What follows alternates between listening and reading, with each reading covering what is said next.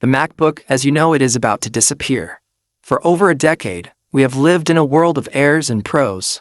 We've grown accustomed to the wedge shapes, the aluminum finishes, and the incremental updates that Apple serves us year after year. But in the secret development wings of Apple Park, a new codename has been circulating among the top-tier engineers. A name that doesn't fit into the existing lineup.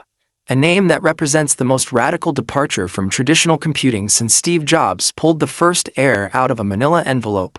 This is the MacBook Neo. It is not a cheaper laptop, and it is not just a faster laptop. It is Apple's first post-physical computer. If you're holding off on a purchase, or if you've been waiting for the next big thing in tech, you need to listen very closely to every word of this. Because the MacBook Neo isn't just a new product. It's the end of a laptop as we've known it for the last 30 years. Why now? Why would Apple disrupt their own goldmine? The answer lies in a single word: convergence. For years, the iPad and the Mac have been dancing around each other, flirting with the idea of becoming one. The iPad got the M-series chips and the Mac got the mobile apps. But the glue was always missing. The MacBook Neo is that glue. It is the first machine designed to bridge the gap between the tactile fluidity of a tablet and the raw, unyielding power of a workstation. But don't call it a two-in-one. That's a Windows term, and Apple is about to show the world why the Windows approach failed where the Neo will succeed. The first thing that will hit you when the Neo is finally unveiled is the silhouette.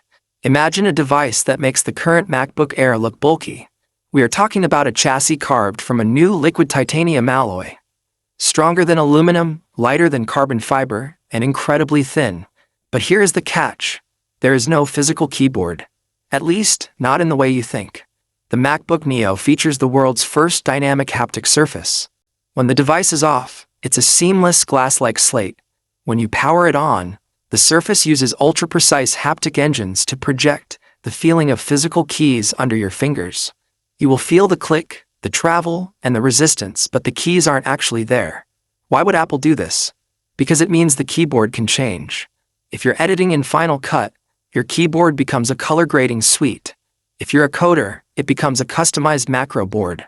If you're an artist, the entire bottom half of the laptop becomes a massive pressure-sensitive Wacom-style tablet.